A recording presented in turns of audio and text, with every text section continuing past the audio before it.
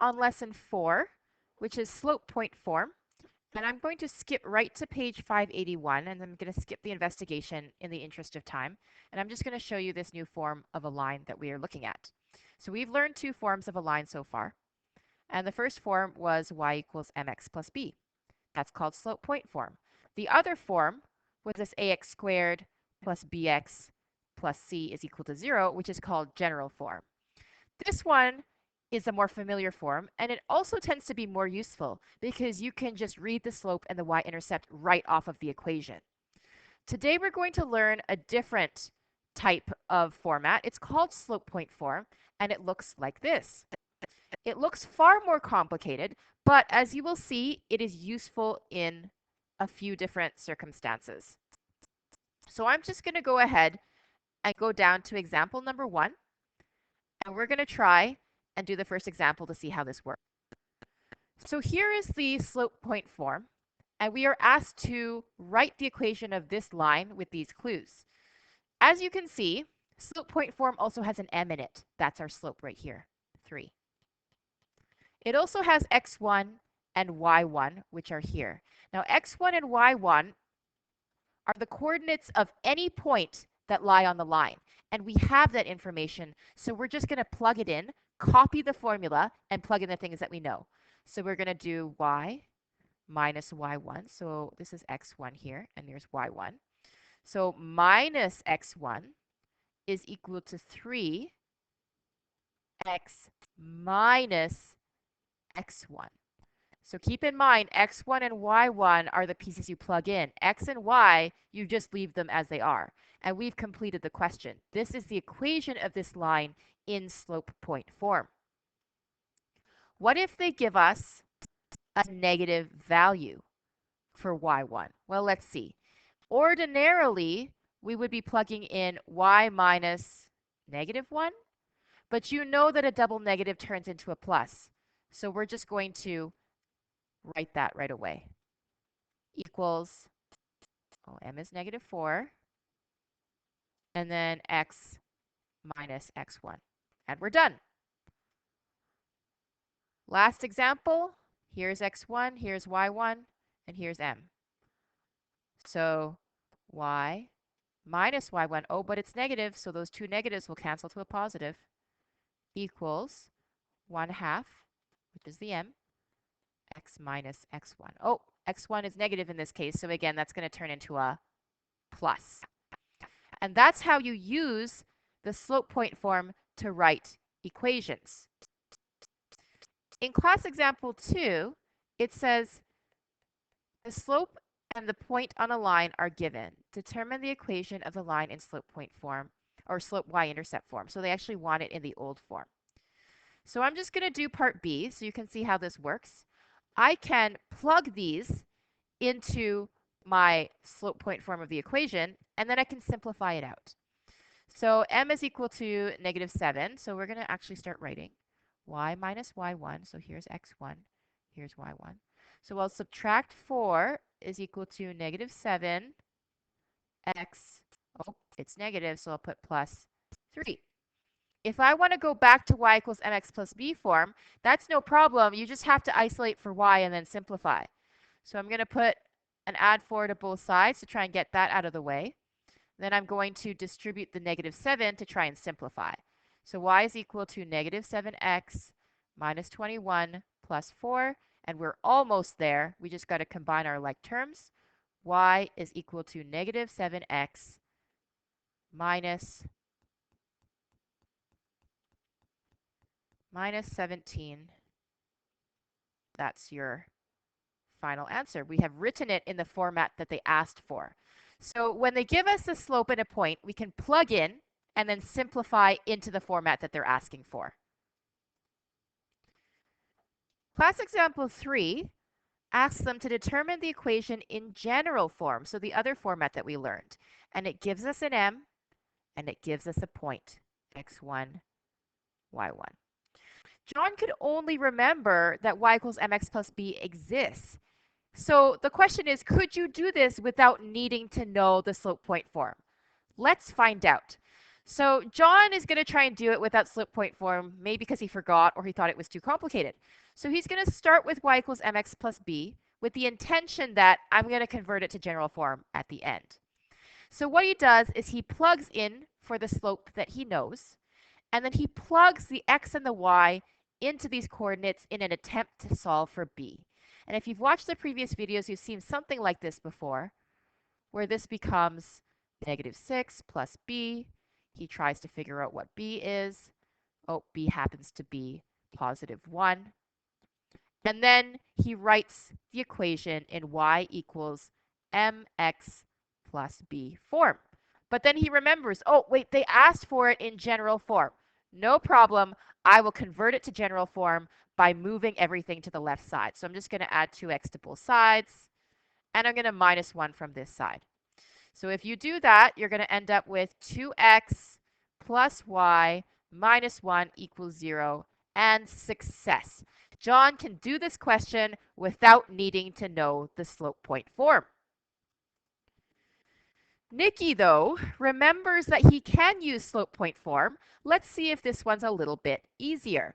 So he writes his slope point form over here, copies it from the formula sheet, and starts to plug in the values he knows. He knows m, and he also knows a point. So he plugs in y1, he plugs in x1. Let's see what this comes out to. So he's getting, if we simplify, y plus 5 is equal to -2x plus 6 if you distribute that out. So we're already well on our way to general form. We just need to move everything to one side. And because I like to have a positive x, I'm going to move everything over here to the left side. And if we do that, we're going to end up with 2x plus y minus 1 equals 0. Success using slope point form. So as you can see, there are two ways to get to the correct answer. However, Nikki's work was a little bit more organized, a little bit shorter, less steps, and less to go wrong. So the moral of the story is we have slope point form to help us in scenarios such as this, where we can directly plug in a slope, directly plug in a slope that we know, and just simplify out to the format that the question is asking for. Class example number 4 says we have a line on a grid. Determine the equation in general form. So the first thing you have to recognize is we cannot just simply write something in general form. One does not simply write in general form. One must write it in a different format where we know the slope and the point, and then we convert to general form because general form is very unfriendly. So in this case, I'm going to try and write it in slope point form. It says that the line passes through at least some integer coordinates. So let's look for them. So we have a convenient point, let's see, over here. That seems to be an exact value. And where's another convenient point? Oh, there's one here. I would say that's pretty good. So if I label this is 2, comma, -6 over here. And this one here is -6, comma, 0. And if I were to calculate the slope, I can take a look at the rise over the run. And this rise, if I look at here, looks to be -6 as a rise, and a run of, looks to be 8. And we have a negative slope. So my slope, I'm starting to think, is -6 over 8, which is, if we reduce that, -3/4. So now I can start writing this in slope point form because I have a slope and I have a point. In fact, I have 2. So which point should I use? The answer is it doesn't really matter which point you use. You are going to get 2 different forms of the slope point form, both of which would be correct.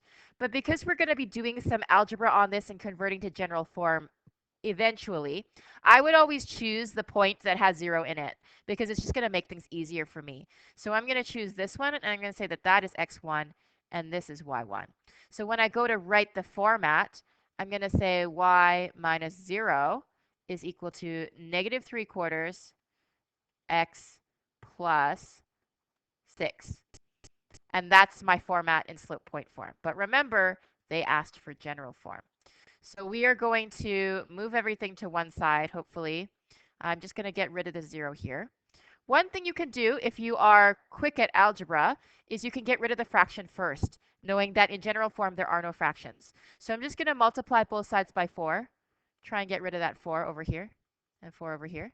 So we're going to have 4y is equal to negative 3x plus 6. And I can distribute that if I want. 4y is equal to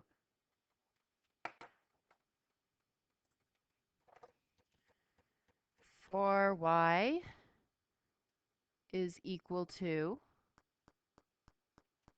negative 3x minus 18. And then we can move everything over to the left side so that x is positive. So 3x plus 4y plus 18 equals 0. And that would be your final correct answer in general form. So the moral of the story is you can use slope point form to quickly plug in a slope and a point that you know, and then simplify it out to the format that it was asked for.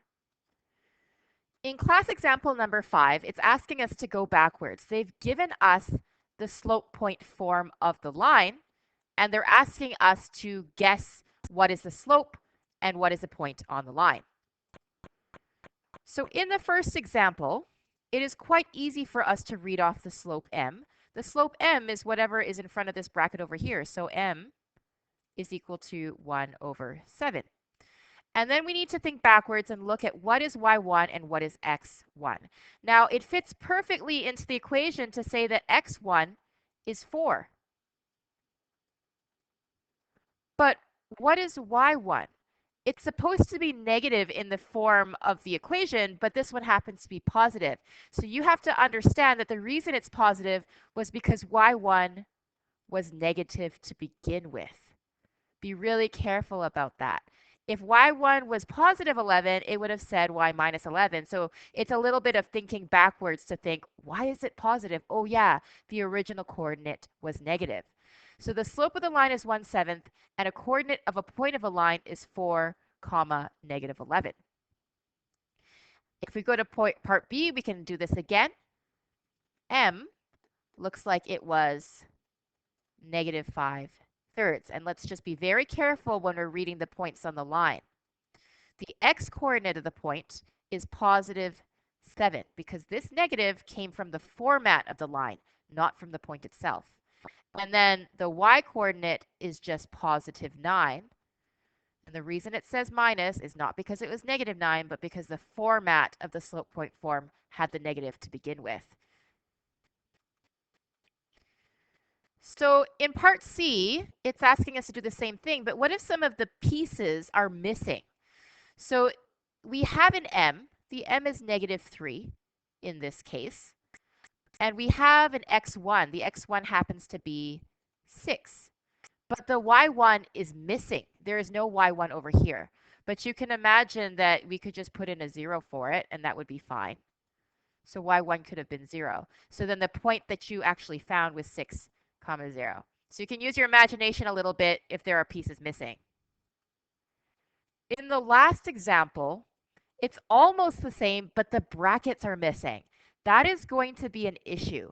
If you want to read this equation in slope point form, you actually need to have the brackets in there. Otherwise, it doesn't really work. So what you can do is you can be very clever and say, all right, well, I am going to actually factor out a negative 3. So negative 3 and then x plus 2. So you have to remember how to factor if you're going to do questions like this. And then you realize, okay, now it looks almost the same. I have a slope. So my slope is negative 3. And my x1, oh, it's positive. Okay, well, that means that the original x1 was negative 2. And then my y1 is missing, but I can just say that it was 0. So then the slope was negative 3, and the point that I'm seeing is negative 2, 0. Now, some people may say, oh, wait a second, this is just in slope y-intercept form. Why are you going to make things so complicated? Can I not just plug in a value for x and try and solve for a value of y? Yeah, you absolutely could do it that way, and most students would look at this and do it that way. And so one last thing to keep in mind is that when you write the slope point form of any line, you can put in any point that lives on that line at all. So many equations may look different, but actually describe the same line just because they're describing a different point on the line. So this entire point of the lesson of slope point form is that it can make many problems easier by allowing you to directly plug a slope and a point into the slope point form. It is not absolutely necessary, but it does make a lot of things